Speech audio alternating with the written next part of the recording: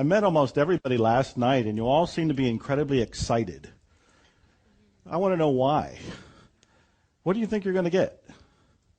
Really, anybody? What do you think you're going to get? What are you excited about? Something that's going to change your life. More clearing. Somebody else. What are you doing here then? We got it already, she said. What are we doing here then? We're sharing the love and the energy. We're networking with the big guy. But she pointed upstairs. We're networking with the big guy. That's excellent. That's excellent. I'll tell you what I think's going on. First of all, I got no agenda. He has no agenda. I have no notes. He has no notes. We have no outline. We have no PowerPoint. He has no outline. He has no PowerPoint. I think that we want to go here. And this, to me, I end up calling the whiteboard. The whiteboard can be called zero. The whiteboard can be called God. The whiteboard can be called life. But as soon as you call the whiteboard anything, including the whiteboard, you're one step removed away from it. I think we want to be at zero. We want to be at the place of zero limits. And anything we say about what we'd like to get out of it, anything we say about what we would like to do, anything we say about what this is, anything we say about the beliefs and limitations is all our garbage that we've written on the whiteboard. Now, Mark gave you this wonderful introduction, and it is true. He told me that wild story about this therapist that worked for the mental hospital for the criminally insane, who somehow did not work one-on-one with people. He saw them in the halls, but somehow managed to heal them. I found that man. I interviewed him on the phone at first, and he told me his name, Dr. E. Hew Len. And he said, call me E for short. I said, thank you. I needed that break. So I talked to E, and I asked him, is it true that you worked at the mental hospital? Yes. Is it true that you didn't see patients? He said, not professionally. I saw them in the hall. Is it true you helped heal them? He said, yes. And I said, what did you do? I was profoundly curious. He said, all I did was clear and clean myself. What does that mean? I clear and clean myself and mentally ill criminals get better? It did not compute. So he said, my whole job here, and he meant my whole job on earth, but he was also talking my whole job there at the hospital, is to clean. Explain that to me. He was very patient. He took 45 minutes with me. He did not know me. He had no idea who I was. He never knew that we would ever meet. He never knew that there would ever be a book. He had no idea we'd ever do seminars together. He was just being open-hearted with me. The divine said, answer the phone. I called. He answered the phone. He answered my questions. What he explained is he would look at patients' charts. Can I pick this up for a second? You can imagine that this is a medical chart. And so he would look at the patient's chart. And he would see that they were a murderer, they were a rapist, they had done something pretty dastardly, they were mentally ill criminals who had been confined in a mental hospital, an institution. And as he looked at it, he noticed what he felt within himself, which could have been anger, which could have been resentment, which could have been rage, which could have been bitterness, any number of things. Whatever he felt in himself is what he tried to erase. This is what he meant by clearing. He wasn't trying to clear you. He wasn't trying to clear the patient. He was trying to clear what he noticed within himself that participated in the creation of the patient. I didn't understand. I didn't get it. And I said, okay, how did you co-create them? How did you participate in the creation of a mentally ill criminal who you didn't know anything about, knew no history of, that you didn't know anything about until they got to the hospital? And then he said the most mind-stretching thing that still boggles my mind. And when we talk about complete responsibility, this has taken it to a level that nobody outside of this room, unless they've read Zero Limits or done a workshop with him, have ever considered. And that's the idea that most of you have heard, that you create your own reality. I see some heads nodding. In Dr. Len's world, and it's actually Dr. Hew Len. I've shortened it from E to Dr. Len, but it's actually Dr. Hew Len, if you want to say his name correctly. In Dr. Hew Len's world, he says, if you create your own reality and somebody shows up in your reality that happens to be a mentally ill criminal, you created them too. You create your own reality. They're in your reality. This is 100% responsibility to a degree that almost nobody hears about, let alone entertains or tries to live. So I did find him. I did do that interview with him. I did do a seminar. In fact, Mark Ryan and I did the seminar, the first one, together. And I did several seminars with him. I also brought him to Austin, where Suzanne and I had set up this dinner party. We thought 5 people might show up. We had like 75 people who showed up. They were just drawn to this whole idea. And then, of course, we did a preliminary Zero Limit seminar about a year ago in Austin. Didn't advertise it. I just wanted to see if Dr. Hew Len and I danced well together. And we danced remarkably well together, letting the divine play the music. So he has agreed to come and do another workshop for today and tomorrow. When I say workshop, that's not making any sense to me. It needs to be called something else. It's not really a workshop. It's not really a play shop. It's not really a seminar. It's some sort of experiential, some sort of splash of the divine. And it is all driven by inspiration. As you'll be learning that you have a choice. Your choice is to come from inspiration or to come from memory in each moment. And virtually all of us are coming from memory. We're coming from something we've done before. We're coming from past programming. That's what we want to clean. That's what we want to erase. And as you erase that, you start coming from inspiration. And where does inspiration come from? The whiteboard or the blackboard. It comes from here. It's inspired. It just kind of bubbles up. And throughout the weekend, if it occurs to me, I'll tell you various stories about how that's bubbled up for me, how inspiration has just kind of showed up. And I say when inspiration shows up, your part of the deal is to take action. And then if you're actually clear, you'll automatically take action. That if you get an inspiration and you don't take action, it's because there's some sort of memory there that's causing you to not move forward. So, hopefully you're all delightfully confused. And that's a wonderful place to be. Confusion is that wonderful state before clarity. So, it is a great pleasure, a great honor to bring up here somebody who has deeply influenced my life, somebody who is a co-author for one of the most important books I've written, Zero Limits, the man of the moment, Dr. Hew Len. Is your mic on? I'm going to make sure you're on. Say something.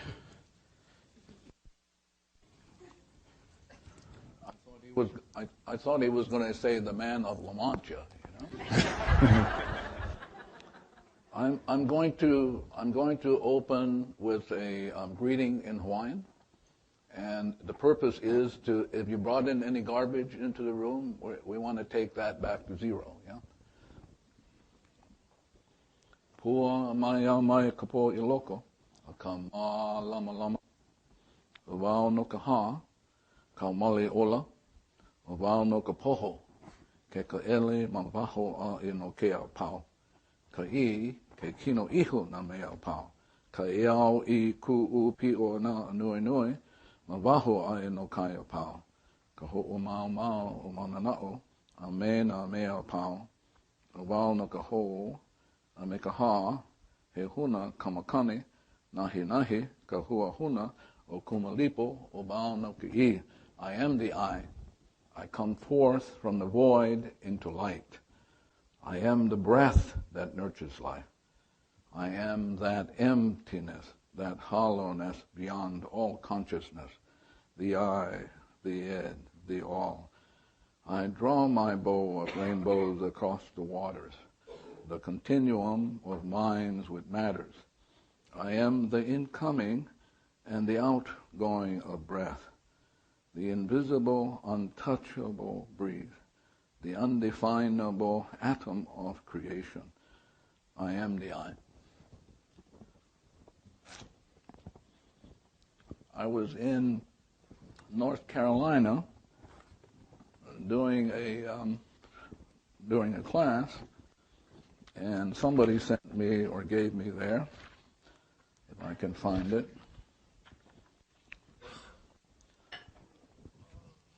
Somebody sent me a cartoon. And I think it's important to share it with you. just to make sure we're getting clear as to what I'm talking about. So the cartoon is called Cornered, and it's in a bookstore. It could be in Borders or doesn't matter. So there's a sign that says self-help, and there's only one fellow under there.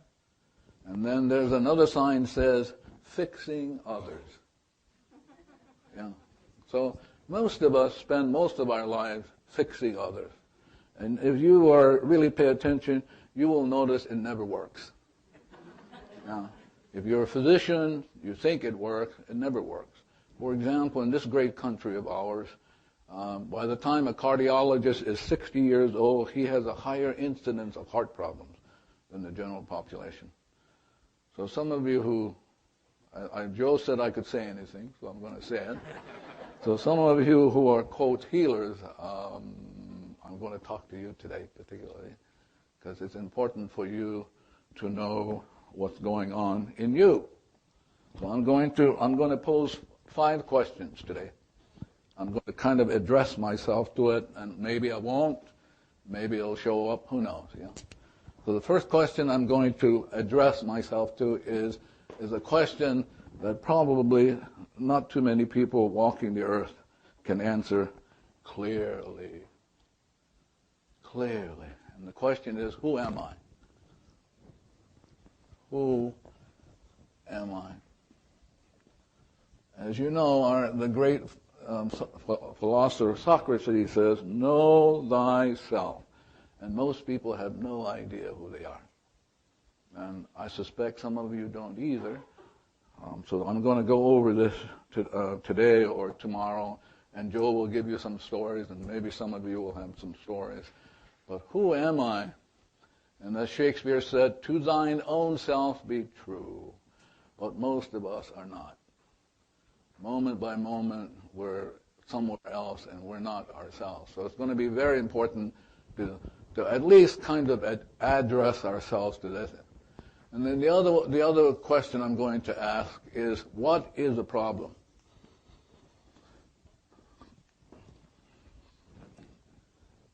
And most people have no idea what this is. And if you look at the health system today, it's going crazy because nobody in the health system has answered the question, what is the problem? Yeah? So it's very important to work with that and be very clear, because if you're not clear, you're going to be like a rubber ball bouncing all over the place and causing problems for everybody else. Then the third question, I think, is very important, and it's the question of 100% responsibility, is the question of where is the problem? Where is the problem? And this question deals with being 100% responsible. And as I say, kind of every class that I've ever given for the 25 years, the point always comes up, have you ever noticed that every time there's a problem, you are always there? Yeah. I mean, you are always there. Always. There's no exception. So we're going to look at where is the problem, because if you're not clear where the problem is, then too bad for the rest of us. Because as you get clear as to who you are, what is the problem, where the problem is, the rest of us will be fine. Really. But as long as you can't answer any of this, the rest of us will be in hell, and you will be the creator now. Yeah? So it's very important. And then the question is, how can the problem be solved? How can the problem be solved?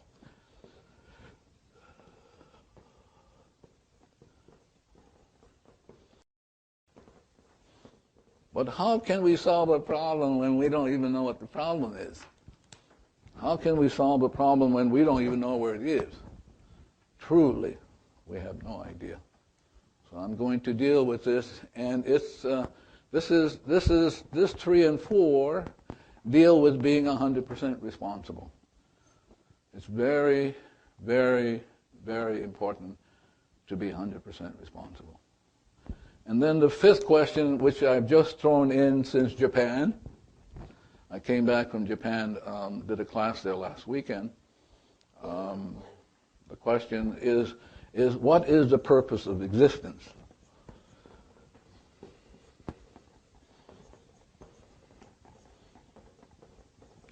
What is the purpose of existence? And nobody knows. Because if you knew, you wouldn't be here.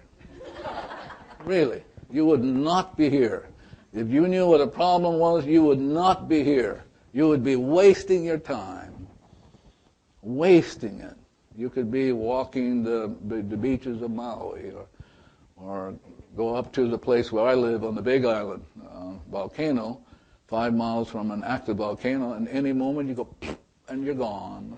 You know? But since I live part of the year in California, Woodland Hills, you could go, be gone too. Here's what I'm going to, Joe and I and whoever, I don't know where it's going to go. I don't care where it's going to go, really. I'm just putting it up, and you're going to be creating where it goes, and I'm going to be doing what I came to do and go, oh my God, and then start erasing, yeah.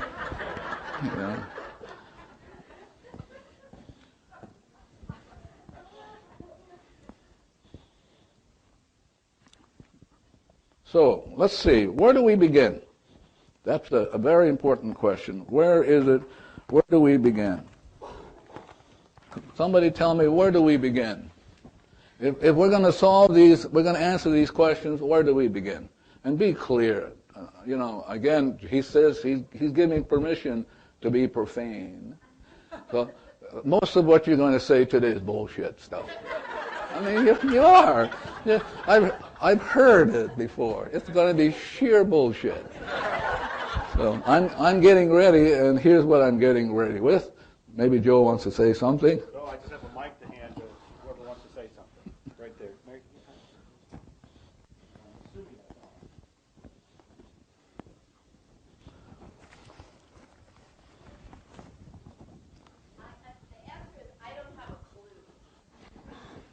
Well, you're like everybody else.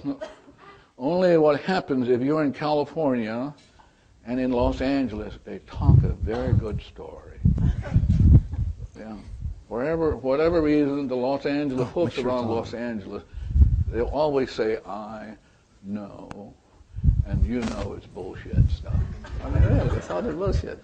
So maybe somebody would like to contribute to the bullshit, you know? So I have here what is called an eraser. So as you're talking, I'm watching the room, watching the cosmos, watching the plant, watching all this, and it's only an opportunity for me to erase. So fire away. And you have to, for me, you have to speak very slowly, and I would ask you to stand up so I know where the trash is coming from. From this corner. Now, we're going to make the point now. So listen, he is not talking. I want you to be clear about that. When he speaks, he is not speaking. It's data speaking in his soul. So he's not speaking, because if he was at zero, he would have nothing to say. So I'm going to make this point over and over again, that you were created in the exact likeness of the divine, pure and perfect. Pure. So who you are is a divine being that's perfect already. But you happen to talk trash. Yeah? So let's listen to a divine being talk trash. Yes, sir. So once I heard that there are no problems. I'm sorry? Once I heard that there are no problems, but only situations. What does that mean? It means that it becomes a problem because of our understanding it as a problem. No, it becomes a problem because it's data. See, now if, for example, you were at zero, you'd be fine. But as soon as you start talking, you're talking, as Dr. Vitale is saying, you're talking this. But here's who you are. But when you talk trash, this echoes the trash. But if you were already perfect, you wouldn't say anything. Zero. So what you're saying is nonsense. So I'm going to hit like that because I want to make sure you don't get away with bullshit. Any more questions? Yeah. So now where you want to be, so I'm going to erase the board and I want you to watch this. You will know, you will realize I cannot erase zero, but I can erase data. So I'm going to erase the data, and as I erase the data, I'm leaving you behind.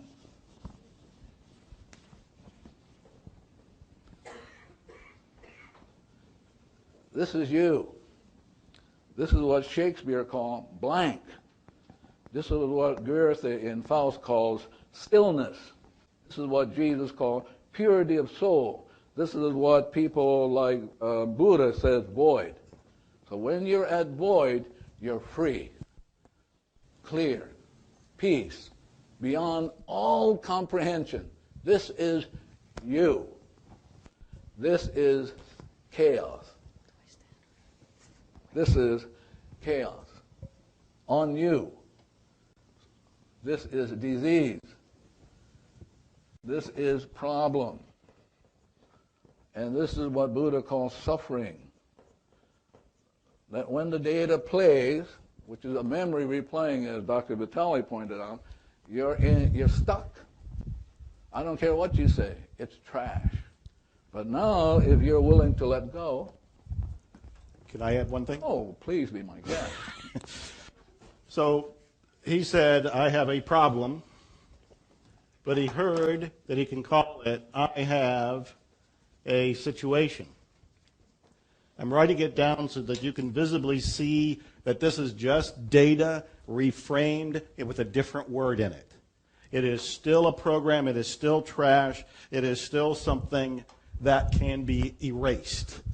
It's exactly the same thing. You just used a different word on it, but that word was also taking you away from zero. Taking you away from yourself. Pure in heart. You have given up. Don't go away, Dr. Vitale.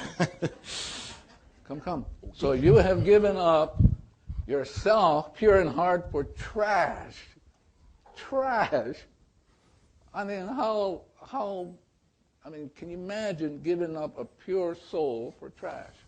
And this is what we do moment to moment. We're trashy. Yeah. For example, some of you have this notion that you're a healer. It's trash. Some of you who think you're coaches, it's trash. Because if you're hanging around somebody who needs to be coached, all you have to do is erase the stuff and the person will be fine. Because if you are zero, everybody else will be at zero. So when I work with people who come and see me over the years, I try not to. But when they call or get an email that slips in, I don't know how they got, I say to myself, what's going on in me that they should be giving me a litany, data, trash of their problems. And so now as I begin to erase the trash in me, it gets erased in them, and they never email me again. Now, the only thing I don't know, and Mr. Joe Vitale will have to tell me, is how to build them. Yeah. So please be clear, like he's pointed out, you are zero. This is called freedom. Freedom is no trash. Clarity. Peace beyond all understanding. This is who we are. He and I were on a radio show together, and we were getting a lot of call-in questions, and we were getting a lot of call-in comments. Before my book came out, our book, this was mine, but Zero Limits is by both of us, he said, Joe, when the book comes out, the shit is going to hit the fan. And I said, no problem, I can handle it, until the first shit hit the fan. And I didn't handle it very well. I had a whole lot of cleaning to do within me. We ended up doing a radio show together that he probably remembers. And he interrupted the host and he said, "Do you have any really nasty questions?" We were having all kinds of sweet kind of questions. And I said to him, let's go after a nasty one, you know? And so the announcer said, somebody by the name of Chris has this really strong question. And I was bracing myself to hear it. It's like, I wasn't inviting this. I don't want to hear this. I'm doing just fine in my little bubble. So don't bring it in. He was inviting it. Why was he inviting it? First, opportunity for clearing. But he said something that was a real eye-opener for me. He said that the person asking the question isn't asking the question. It is a data, it is a program, it is a belief, whatever you want to call that, was being spoken through the person. This is why therapy never works. Because as he's pointing out, when somebody says something to you, it's not about that. But we who have been trained, including parents, we keep thinking that's what they're saying. But you never hear what they say because you're always reacting. You're only hearing your reaction to what they're saying.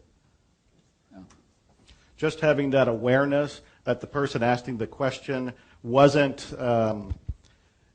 trying to dagger me on purpose. What they were really doing was expressing what I sometimes called a virus of the mind, that they had actually just picked up a virus and that they were expressing it, much like somebody picks up a cold, that they weren't doing it intentionally, that they had no responsibility for it because they were unaware of it, but because it was coming through that, instead of seeing a person named Chris in this case who was asking a question, I now heard that data came through a person named Chris, and what I wanted to clean was the data.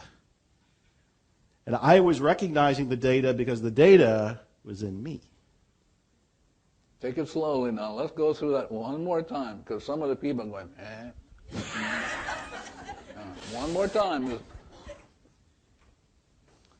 What I'm looking for when anybody comes to me and they say something nice about that book or any of my work, or they say something negative, perceived as negative about that book or any other work, is I'm now looking at it's not the person telling me it, it's not you expressing it, that you actually have picked up a cold, a virus, a program. And these programs are in us, they're in the universe.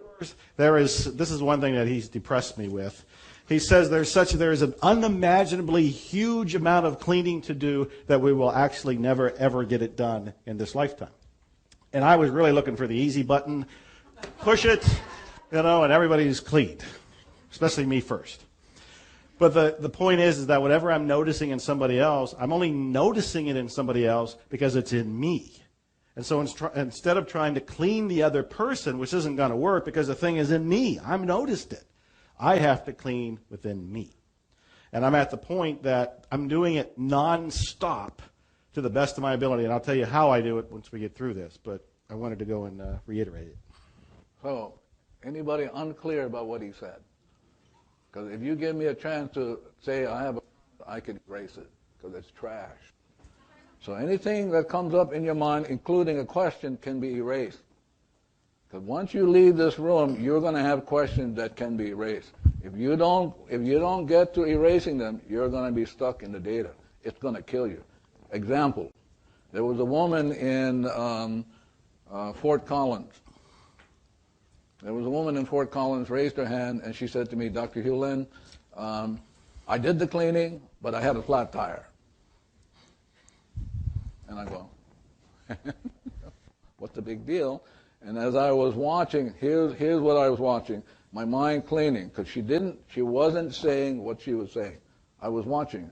I did my cleaning. As I was watching the cleaning, here's what I heard. So when you clean, here's what you're going to hear. It's called inspiration. You got to be at zero. You got to give it up, the trash. So now here's this is called inspiration. It's called inspire, what the Hawaiians call ha. The ha is equivalent to inspire. And if you take this word and you attach it to the word alo, ha. Do you know what aloha means?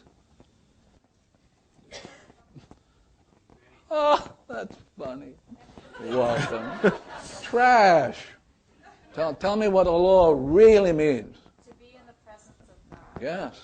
to be in the presence of God. So if I say aloha to my friend here, I'm acknowledging I'm in the presence of God and I shouldn't be screwing around. Because if I'm angry with him, it's being angry against God. So just want to share that with you, just as a side note. So alo means to be in the presence of God. Okay, so now inspiration comes in and I hear. Here's what's going on. So as I was doing my cleaning, I heard the divinity say to me, 3 generations from now, her great, great, great, great grandson would have been born retarded. Can I say that again? So doing the cleaning, the opportunity to clean, prevented a memory from producing in her family a retarded person. Let's kind of hang around with that a little bit. Maybe you kind of pay attention. You ought to do more cleaning, be more at zero. I mean, really. In Charlotte, I was doing a class in Charlotte. A woman says, I only have a small question, Dr. Hew Len. Bullshit stuff. So the question comes up and I'm cleaning. I'm watching my mind, seeing what's coming up. I'm cleaning, I'm watching it, and I hear the divinity say to me, ask her a question just to see what she will do. And I went, blah, blah, blah, blah, and up she came. And what I saw, and I did the cleaning with, lunchtime, I went to lunch, and she came to see me, because I already know what the problem was. She had suicide. That's what I was working on. All the women in this world who feel down, dislocated, unloved, uncared for, commit suicide. In Japan, where I just came from, 30,000 people a year commit suicide. Yeah, but don't you commit suicide in your mind? Yeah, you do it all the time. So the point is, what Joe Vitale and I are pointing out, you better get to zero. Don't try to figure anything out. If you have a question in this room, that's great. Outside of this room, if you hang around with questions, it's going to take you down. It's going to take you down. I'm only here to say hello. We're going to handle questions in this room, but I want the questions will teach you more. Yes?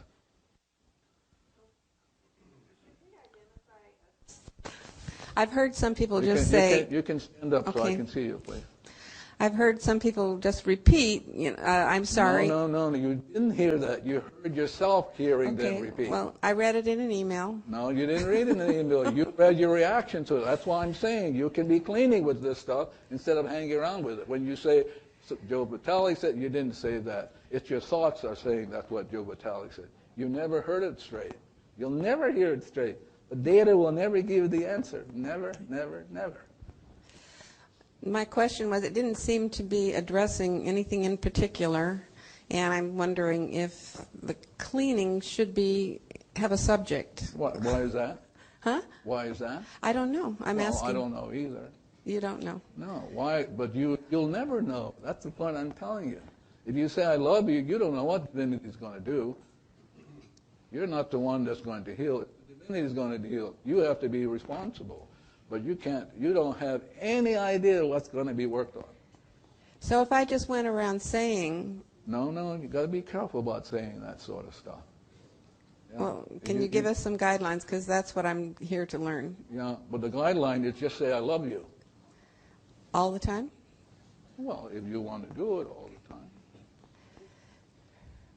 But that's the guideline, is be 100% responsible. And the way to be 100% responsible is start cleaning so you can get to zero. And what about the, I'm sorry, forgive me? Now you're getting fancy. Yeah? Yeah. I'm just trying to follow all the instructions. No, you're not trying. No. What you're trying to do is you're trying to stay stuck in the data. Just get to the cleaning. If you're trying to figure things out, you're going to get stuck and swallowed up by the data. I'm only here to say, just get to the cleaning. Forget how come, why, should I do it this way, that way. Just do it. Okay. See, now you're rippling over here, and she's got a question, but it's trash too. Okay. Because if you and I were at zero, you wouldn't be asking all this. Now I'm saying to these people who are watching you, they think it's you and me, but it's the trash in them. Yeah, I know it's a very different way. So just get to the cleaning. That's the story. Forget about trying to figure out what's going on. The intellect will not have. Listen, watch this. I just want to make a point over here because it's very important for you to know. So let it be the conscious mind. Let this be the subconscious. For every one byte of information that this is aware of, 1 million it's not aware of. So at any given second, it's 15 bytes per second conscious, so it's 15 million. 15 million you're not aware of. Huh? Yeah, and you're saying, I know. You're saying, what, I'm going to clean a specific thing? No, just say, I love you. Thank you. Forget about trying to get it. Look at this intellect part of you, trying to figure everything out. Look at this stuff. When there's a tumultuous kind of activity going below your consciousness. So the story is, I'm only here to I guess, promote it. Just clean. Give up trying to. Yeah. Now she's going to be talking. You have an opportunity to clean now because it's trash. I thank you for that. Yeah, well, it is trash. I'm going to tell her it's trash. I know it's because trash. If she was at zero, he told me it's okay to be really pointed. So if you're at zero, you wouldn't be clean. You wouldn't be speaking. And if she has a question, she could have cleaned it, and she wouldn't have it.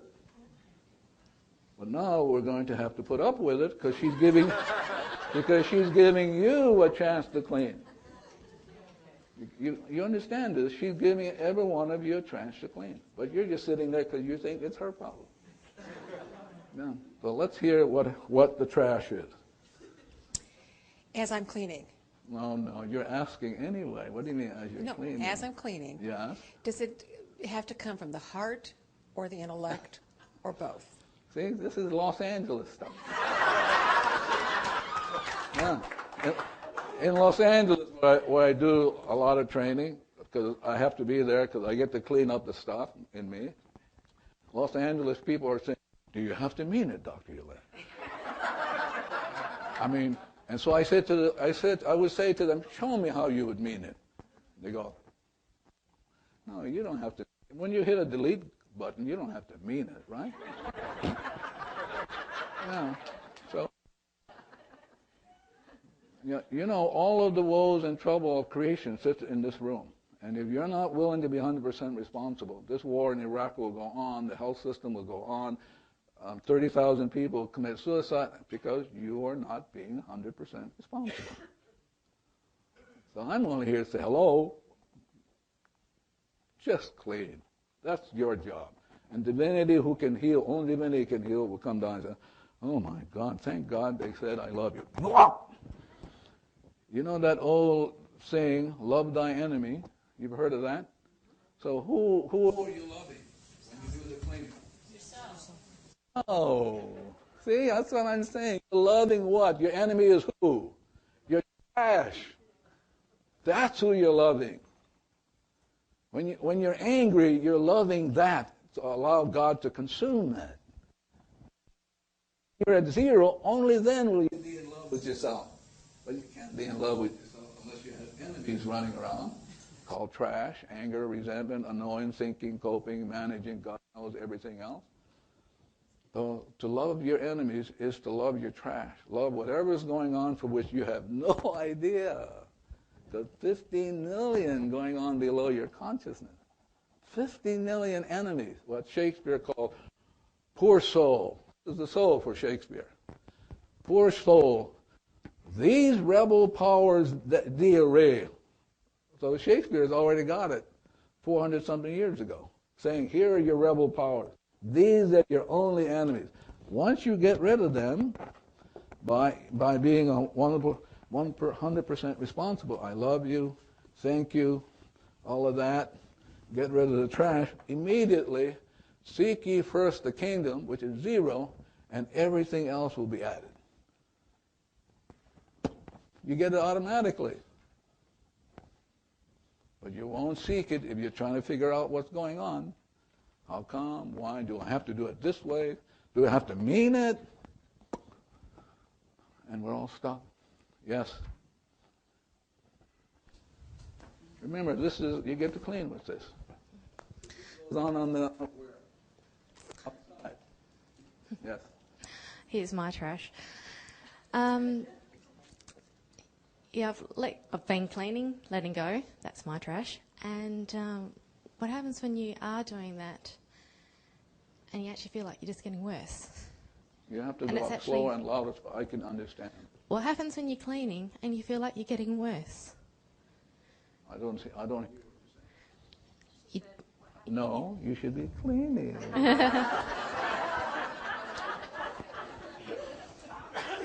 mean, you should be cleaning. Blessed are the pure in heart, for they shall see God. But you can't be pure in heart. You've got trash running around.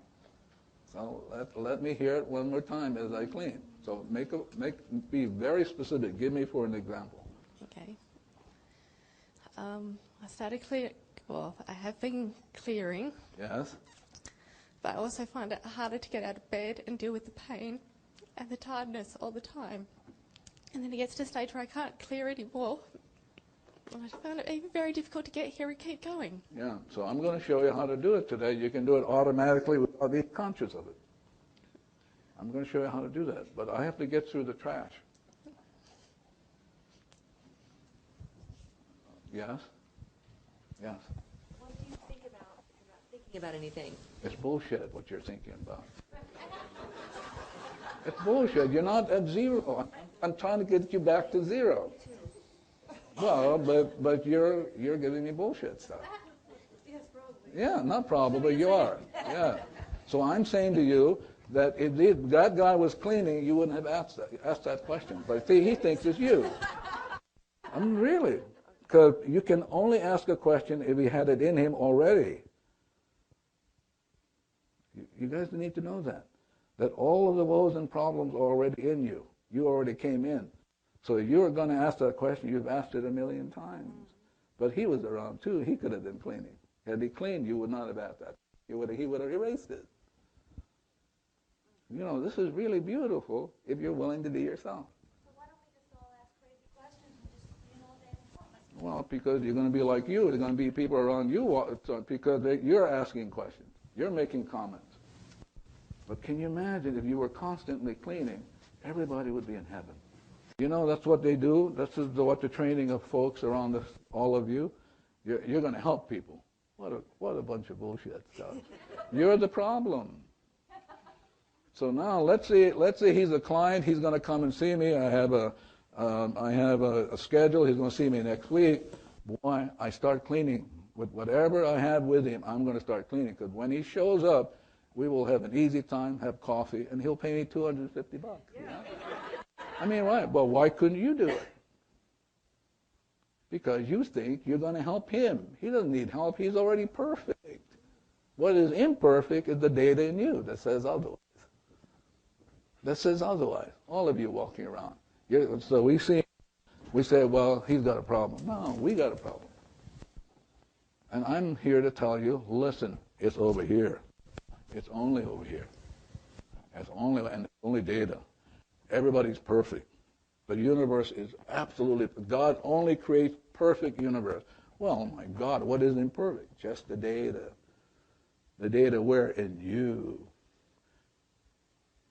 And if you don't get to it by being 100%, we're all going to be stuck. I'm going to be doing my cleaning, but if you get stuck by thinking, coping, boy, this is the 15 million going on. I'm going to be doing my cleaning, but some of this data I will not be aware of if you're in Thailand somewhere goofing off. I'm going to be stuck, and so will my grandchildren. my great-grandchildren. And we'll have the wars over, another Vietnam, because none of us are 100% responsible. So the only question is, are we going to get 100% responsible, and how do we do that? Simply, like Joe Vitale says, just training. So you can be zero, and once you're zero, everybody else can be zero. Here's the way it works. Simple to do, but I'm going to show you 3 states of being. Only Ho'oponopono. Maybe you've heard of it, maybe you haven't. If you haven't heard of it, brace yourself, because it's the most powerful, the most transformational, the most magical, the most miraculous technique I've ever come across. I'm Dr. Joe Vitale. I've written 80 books. I've recorded 15 albums. I have 200 some products. I have a coaching program, certification programs, but nothing ever has had the impact in my life as Ho'oponopono has. I've been teaching it to other people since around 2005. There is great depth to it, though it's very simple. On the very superficial level, there's really only 4 phrases, and you're kind of saying them as a quiet prayer or petition. But there's so much more to it than that. And what I really want you to do is check it out. I want you to check it out for you, your family, your friends, and ultimately for the world. It's that powerful. And as I like to say, expect miracles.